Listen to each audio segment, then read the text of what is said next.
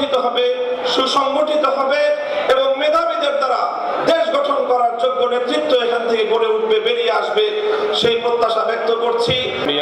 মুরসালিন ওয়া আলা আলিহি ওয়া আসহাবিহি ওয়া মান তাবিআহুম ওয়া দাআ বিদাওয়াতিহিম ইলা ইয়াউমিদ্দিন, আম্মা বা'দ। বাংলাদেশ জাতীয়তাবাদী ছাত্রদল কেন্দ্রীয় সংসদ কর্তৃক আয়োজিত জাতীয় পর্যায়ে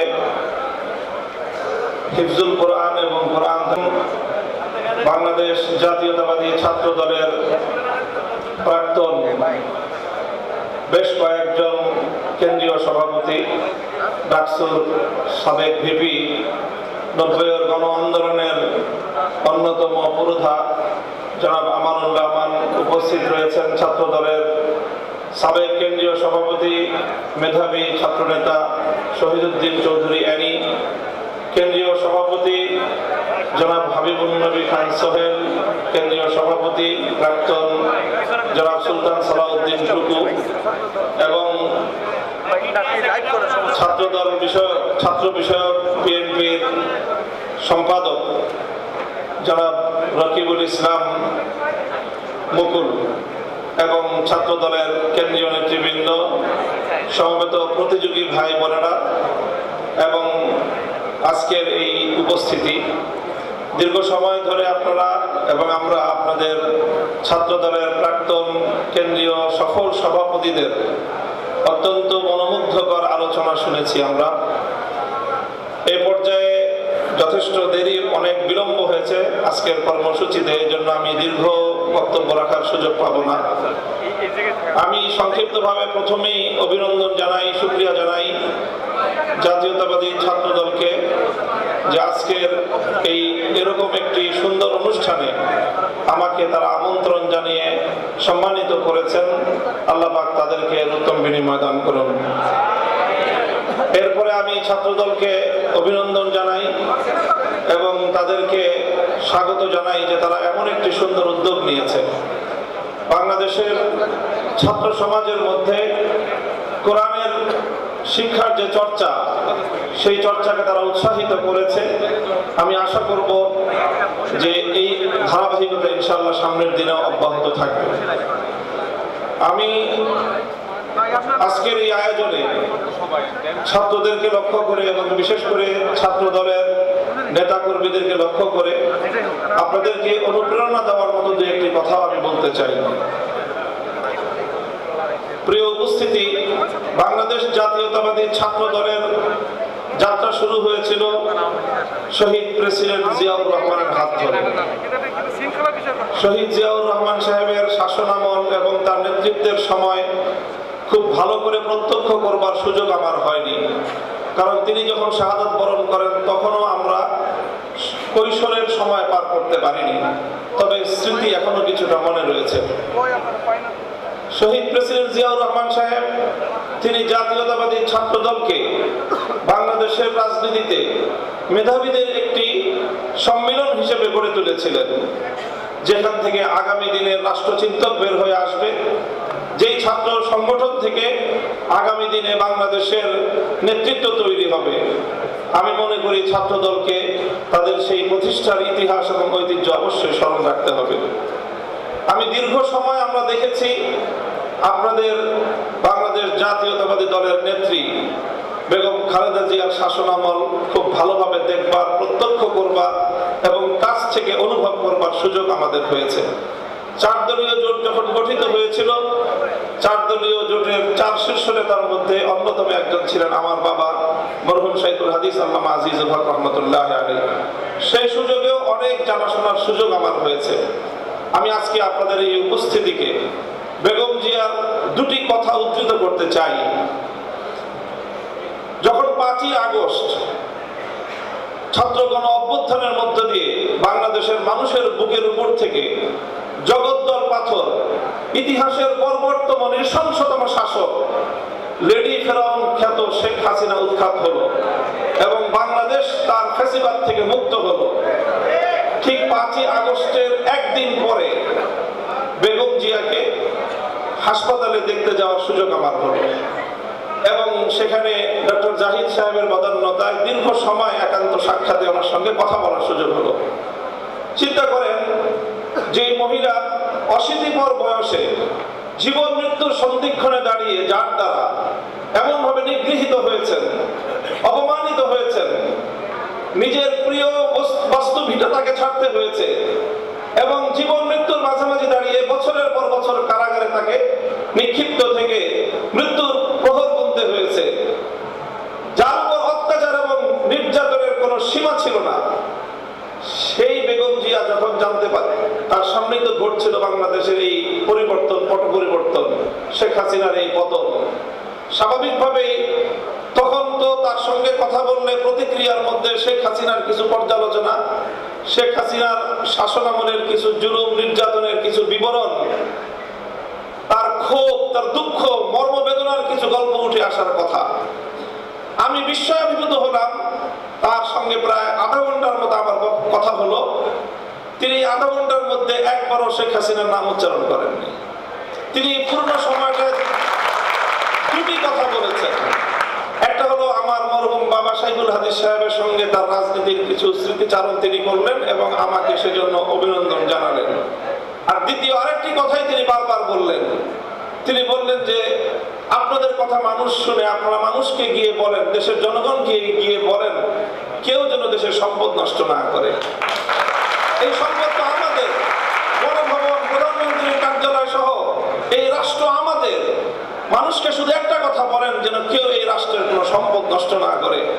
আমি অভিভূত হলাম যে এই পরিস্থিতিতে একজন মানুষ, তার কিন্তু নিজের অতীত জীবনের দুঃখ কষ্ট নিয়ে কোনো ইতিহাস তার মনে নেই।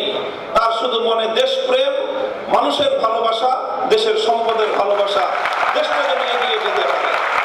আমি মনে করি যারা জাতীয়তাবাদী রাজনীতি করেন, জাতীয়তাবাদী দলের, আপনাদের সকলের, আপনাদের নেত্রী থেকে এই দেশপ্রেমের শিক্ষা গ্রহণ করা উচিত এবং সেভাবেই দেশকে ভালোবেসে দেশকে গঠন করার জন্য আত্মনিয়োগ করা উচিত। এবং আমি ওনার ব্যক্তিগত জীবন এবং তার অর্থনৈতিক স্বাবলম্বিতা সম্পর্কে যে তথ্য আমরা জানি, সেটা আসলেই বিস্মিত হওয়ার মতো যে 3 বার বাংলাদেশের রাষ্ট্রপ্রধান, প্রধানমন্ত্রী থাকা পরেও তার অর্থনৈতিক যে সক্ষমতা, তার যে সাধারণ মাত্রা, সেটা বিস্মিত হওয়ার মতোই। কাজে সেই চেতনা থেকে, সেই প্রেরণার দ্বারা আপনারা রাজনীতি করবেন, এটা জাতীয়তাবাদী ছাত্র দলের সকল নেতাকর্মীর প্রতি আমার উদাত্ত আহ্বান থাকবে। দ্বিতীয় আরেকটি কথা আমি বেগম জিয়ার উদ্ধৃতিতে আজকের এই মঞ্চে আমি উচ্চারণ করতে চাই। দেখেন, দীর্ঘ একটা সময় একসঙ্গে আমরা যুগপৎ রাজনীতি করেছি, জোটবদ্ধ রাজনীতি করেছি, আন্দোলন করেছি, সরকার গঠন করেছি। আমি একটি ঐতিহ্যবাহী রাজনৈতিক, ধর্মীয় রাজনৈতিক পরিবারের সন্তান। আমাদের রাজনীতির মুখ্য উদ্দেশ্য হলো আল্লাহর জমিনে আল্লাহর দ্বীন প্রতিষ্ঠিত করা, আল্লাহর জমিনে খেলাফত ব্যবস্থা কায়েম করা। এটাই হলো আমার রাজনীতির মূল দর্শন। তবে আপনারা যে রাজনীতি করেন, সেই রাজনীতির সাথে আমাদের রাজনীতির কিছুটা পার্থক্য আছে। সেই পার্থক্যের জায়গাটুকুও বুঝতে হবে এবং সেখান থেকে আপনাদের দায়িত্ব এবং ভূমিকার কথাও আমি বলছি, আমার বক্তব্য দিয়ে নয়, বরং আপনার নেত্রীর উদ্ধৃতি দিয়ে। বেগম জিয়া আমাদেরকে বলেছেন অনেক সময় যে দেখেন হুজুর, আমরা ইসলাম প্রতিষ্ঠার রাজনীতি আমরা করি না, তবে আমাদের পরিষ্কার অবস্থান হলো এই যে আপনারা যদি ইসলাম প্রতিষ্ঠা করবার জন্য দেশে রাজনৈতিকভাবে সামনে অগ্রসর হয়ে যেতে পারেন, আমাদের বিএনপির পক্ষ থেকে সহযোগিতা পাবেন, বিরোধিতা পাবেন না। এই আজকে হাবিবুল নবী খান সোহেল ভাই যে কথাটা বললেন, অনেকেই বিএনপি এবং আওয়ামী লীগকে এক পাল্লায় পরিমাপ করে। আমি মনে করি এটা অনেক বড় অবিচার। আওয়ামী লীগ ইসলামিক রাজনৈতিক সংগঠন নয়, বিএনপিও ইসলামিক রাজনৈতিক সংগঠন নয়, তবে এই দুটির মধ্যে ঐতিহাসিক অনেক ব্যবধান রয়েছে।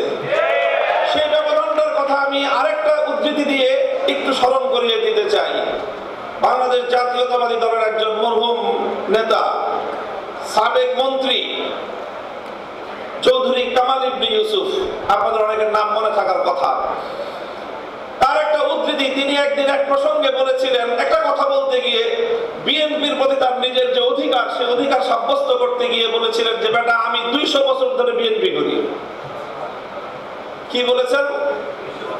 200 বছর ধরে আমরা বিএনপি করি। আপনাদের অনেকের মনে প্রশ্ন জাগতে পারে, বিএনপি তো প্রতিষ্ঠিতই হলো স্বাধীনতার বেশ পরে শহীদ জিয়াউর রহমানের হাত ধরে, আর চৌধুরী কামাল ইবনে ইউসুফের বয়স কত? 60-70 বছর। তো বিএনপিও তো 50 বছর আগে জন্ম নেয় নাই, চৌধুরী কামাল ইবনে ইউসুফের বয়সও 50 বছর নয়। তো ওই বেটা কিভাবে 200 বছর ধরে বিএনপি করে? আপনাকে বিএনপির ঐতিহাসিক রাজনৈতিক ধারাটাকে আপনাদের অবশ্যই ধারণ করতে হবে। চৌধুরী কামাল ইবনে ইউসুফের এই বক্তব্যের মূল কথা ছিল এই, যদি আমরা আমাদের এই জনপদের অতীত রাজনীতির ইতিহাস পর্যালোচনা করি তাহলে সবসময় আমরা এদেশে দুটি ধারা লক্ষ্য করতে পাই। সেই অবিভক্ত ব্রিটিশ আমল থেকে যখন ঢাকা বিশ্ববিদ্যালয় প্রতিষ্ঠার ঘোষণা এসেছিল, যখন ঢাকাকে কেন্দ্র করে পূর্ববঙ্গের উত্থানের ঘোষণা এসেছিল, যখন মুসলিম জাতিসত্তা প্রতিষ্ঠার ঘোষণা এসেছিল, তখন এই বঙ্গ অঞ্চল থেকে কিছু মানুষ তারা ঢাকা বিশ্ববিদ্যালয় প্রতিষ্ঠার বিরোধিতা করেছিল। তারা ঢাকাকে কেন্দ্র করে পূর্ববঙ্গের উত্থানকে ঠেকিয়ে দিতে চেয়েছিল, যারা মুসলিম জাতিসত্তার বিরোধী ছিল। এই ঐতিহাসিক ধারা সেই ব্রিটিশ আমল থেকে চলে এসেছে, আর এই ধারায় এইভাবে দুটি ধারা প্রতিষ্ঠিত হয়েছে, সংঘাত চলেছে, লড়াই চলেছে। একটি ধারা ছিল পূর্ববঙ্গ কেন্দ্রিক এই বাংলাদেশী জাতীয়তাবাদ তথা মুসলিম জাতীয়তাবাদের মুসলিম জাতিসত্তা গঠনের যে ঐতিহাসিক ধারা, এই ধারার যারা রাজনীতি করে জাতীয়তাবাদী দল বিএনপি সেই ধারারই প্রতিনিধিত্ব করে। কাজে বিএনপিকে যেমন এই কথাটা মনে রাখতে হবে, যারা বিএনপির সমালোচনা করে তাদেরকে ওই কথাটা মনে রাখতে হবে। বিএনপি এবং আওয়ামী লীগ কেউই ইসলামী রাজনীতি করে না, বরং তাদের রাজনৈতিক ভিন্ন দর্শন রয়েছে। ঠিক যেমনি ভাবে আবু জাহাল আর আবু তালেব কেউই কিন্তু ইসলামের পথের অনুসারী ছিলেন না, কিন্তু কেউ যদি আবু তালেব আর আবু জাহালকে এক পাল্লায় মাপে তার চেয়ে বড় জালিম আর কেউ হতে পারে না। আমি মনে করি ইসলামী রাজনীতির দৃষ্টিকোণ থেকে বিএনপি আবু তালেবের ভূমিকায় আর আওয়ামী লীগের আগাগোড়াই ভূমিকা হলো আবু জাহালের ভূমিকা। কাজেই এই জন্য বিএনপিকে কথা মনে রাখতে হবে, বিএনপির আগামী নেতৃত্বকে কথা মনে রাখতে হবে। প্রিয় দিনী ভাইয়েরা, প্রিয় জাতীয়তাবাদী ছাত্র দলের আমার সংগ্রামী সাথী ও বন্ধুগণ, আমাদের এখানে অনেকেই আমার কথা স্মৃতিচারণ করেছেন। এখানে উপবিষ্ট অধিকাংশ অতিথিদের সাথে আমার ব্যক্তিগত ঘনিষ্ঠতা হলো থানার গারদে, জেলখানার অন্ধকার প্রকোষ্ঠে সেই সময়ের দিনগুলোতে যাদের সঙ্গে অন্তরঙ্গতা সৃষ্টি হয়েছে, সেই ভালোবাসা এবং সেই হৃদ্যতা একটু ভিন্নতা হয়, সেই হৃদ্যতার মধ্যে গভীরতা বেশি থাকে। আমি আপনাদের এই শহীদুদ্দিন চৌধুরী আলী ভাই, সুলতান সালাউদ্দিন টুকু ভাই সহ আরো অনেকের সঙ্গে আমাদের সেই দুঃসময়ের দিনগুলো একসঙ্গে অতিক্রম করেছি। আরো অনেক নেতৃবৃন্দ ছিলেন, যে গিয়াসউদ্দিন আল মামুন সাহেব, তারপরে মিয়া নুরুদ্দিন অপু ভাই, আর এরপরে বিশেষভাবে যাকে আজকে আপনাদের এই মঞ্চে আমার স্মরণ করতে মনে যায়, তিনি আপনাদের প্রাক্তন কেন্দ্রীয় সভাপতি মরহুম নাসিরউদ্দিন আহমেদ পিন্টু ভাই। আমার জন্মস্থান আমাদের লালবাগের যিনি নেতা, যাকে নির্মম ভাবে মৃত্যুর দিকে শুধু ঠেলে দেওয়া হয়েছে বলবো না, বরং যাকে পরিকল্পিতভাবে হত্যা করা হয়েছে। জাতীয়তাবাদী ছাত্র দলের একজন কেন্দ্রীয় সভাপতি পিন্টু ভাই কেমন ছিলেন, একটি কথা শুধু আপনাদেরকে স্মরণ করিয়ে দিতে চাই, যেন আপনারা তার আদর্শের অনুসরণ করতে পারেন। আমি একদিন গারদ থেকে 2013 সালের জেলখানার ইতিহাস বলছি। আমি 2013 সালে আমি যখন জেলে, পিন্টু ভাইও তখন জেলে, একই জেলে ছিলাম আমরা, কাশিমপুর হাই সিকিউরিটি কেন্দ্রীয় কারাগারে। আমিও গেলাম। একেবারে যখন জেলখানায় পৌঁছলাম থানার গারদ কোর্ট থেকে, তখন আসরের সময় প্রায় শেষ হয়ে যায়। আমি প্রতিমধ্যে আসরের নামাজ পড়তে সক্ষম হয়েছিলাম। পিন্টু ভাই আলাদা আরেক গাড়িতে গেলেন, কিন্তু তিনি আসরের নামাজ পড়তে পারেন নাই। আমি ওই কারাগারের অফিস কক্ষে ওনার জন্য অপেক্ষা করছিলাম যে উনি আসতে হয়তো একটু কথা বলবো। তিনি আসলেন। তিনি আসার পরে আমাকে দেখে সালাম দিলেন, শুধু দূর থেকে ইশারা করে বললেন যে একটু অপেক্ষা করেন, আমি নামাজ পড়ি নাই। তিনি দ্রুত কদমে এগিয়ে গেলেন এবং আসরের নামাজের ওয়াক্ত চলে যাচ্ছে, দ্রুত সময় মতো তিনি নামাজটা পড়ে তারপরে নামাজ সেরে তারপরে তিনি এসে আমার সাথে কথা বললেন। এবং কাশিমপুর কেন্দ্রীয় হাই সিকিউরিটি কারাগারে যতজন বন্দী ছিলেন, বিশেষ করে ধর্মপ্রাণ যত বন্দী ছিলেন তাদের সকলের সেবা শুশ্রূষায় নাসিরউদ্দিন পিন্টু ভাই অসামান্য অবদান রেখেছেন। কাজে এইগুলো ছাত্র দলের ইতিহাস, ছাত্র দলের কেন্দ্রীয় নেতাদের ইতিহাস, এই ইতিহাসগুলো আমি আপনাদেরকে স্মরণ করিয়ে দিয়ে আপনাদেরকে আমি বলবো যে আপনারা ইনশাআল্লাহ এই ঐতিহ্যকে আপনারা ধারণ করবেন। দেখেন, আমি আবারও বলছি, রাজনৈতিকভাবে আপনারা একটা আদর্শের রাজনীতি করেন, আমরা আরেকটা আদর্শের রাজনীতি করি। তবে বাংলাদেশের প্রেক্ষাপটে একটা কথা আমাদেরকে মনে রাখতে হবে, সেটা হলো বাংলাদেশের জাতীয়তাবাদী শক্তি এবং ইসলামী শক্তি পরস্পর সহযোগিতার মাধ্যমে বাংলাদেশের স্বাধীনতাকে রক্ষা করতে হবে। যদি জাতীয়তাবাদী শক্তি এবং ইসলামী শক্তির মধ্যে বিভেদ তৈরি হয়, বাংলাদেশ বিপন্ন হবে, বাংলাদেশ বিরোধী ফ্যাসিবাদী শক্তি আবার শক্তিশালী হবে। যারা বাংলাদেশ থেকে ইসলামকে মুছে ফেলতে চায় তারাই বাংলাদেশের স্বাধীনতার শত্রু, তারাই বাংলাদেশের স্বাধীনতার দুশমন। এই স্বাধীনতার শত্রুরা, এই শেখ হাসিনার সবচেয়ে বড় নির্মম অত্যাচার হলো বাংলাদেশের আলেম সমাজকে জাতির কাছে হেয় প্রতিপন্ন করবার চেষ্টা করেছে। যতজন আলেমকে তারা ফাঁসি কাস্টে ঝুলিয়েছে, যতজন আলেমকে নির্মম অত্যাচার করেছে, প্রত্যেকজন আলেমের সঙ্গে এমন নির্দয় আচরণ করেছে এবং তাদের চরিত্র হননের এমন জঘন্য আচরণ করেছে। ফেরাউন, কারণ নমরুদ যে আচরণ করেছিল, শেখ হাসিনা সেই আচরণ করেছে।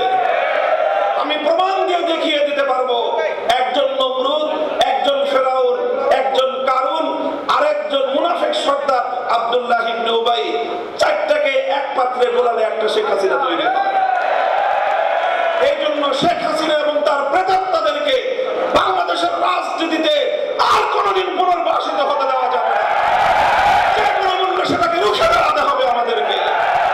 আগামীর বাংলাদেশ দেশপ্রেমিক বাংলাদেশী জনতার হাতে পরিচালিত হবে। বাংলাদেশ সামনের দিকে অগ্রসর হয়ে যাবে এবং আপনাদের জাতীয়তাবাদী দলের বর্তমান আপনাদের সভা এই চেয়ারপারসন বেগম জিয়ার সুস্বাস্থ্য কামনা করি এবং ভারপ্রাপ্ত চেয়ারম্যান তারেক রহমানের নেতৃত্বে গোটা বাংলাদেশ জুড়ে নতুন ভাবে ছাত্রদল আবার পুনর্গঠিত হবে, সুসংগঠিত হবে এবং মেধাবীদের দ্বারা দেশ গঠন করার যোগ্য নেতৃত্ব এখান থেকে গড়ে উঠবে, বেরিয়ে আসবে, সেই প্রত্যাশা ব্যক্ত করছি। এই জন্য বিশেষভাবে জনাব তারেক রহমান সাহেবকে আমি অভিনন্দন জানাই, ধন্যবাদ জানাই এবং আমি এই প্রত্যাশা ব্যক্ত করি যে আগামী দিনে দেশ গঠনে বিশেষ করে ধর্মীয় বিষয়ে আমাদের এক্সপার্টিস আছে। সেই জায়গা থেকে আমি জনাব তারেক রহমান সাহেবকে রাষ্ট্র এবং রাজনীতি পরিচালনায় ধর্মীয় দৃষ্টিকোণ থেকে যে কোনো ধরনের পরামর্শ এবং সহযোগিতা দেওয়ার জন্য ইনশাআল্লাহ প্রস্তুত রয়েছে। এই পয়গাম আমি আজকের মঞ্চ থেকে জাতীয়তাবাদী ছাত্র দলের পক্ষ থেকে তাদের অভিভাবক, বাংলাদেশ জাতীয়তাবাদী দলের অভিভাবক এবং তাদের মূল নেতা, আগামী দিনে তাদের কাণ্ডারি ভারপ্রাপ্ত চেয়ারম্যান জনাব তারেক রহমান সাহেবকে দিয়ে এবং আপনাদের সকলের সর্বাঙ্গীন সাফল্য কামনা করে সকল প্রতিযোগীদেরকে ধন্যবাদ জানিয়ে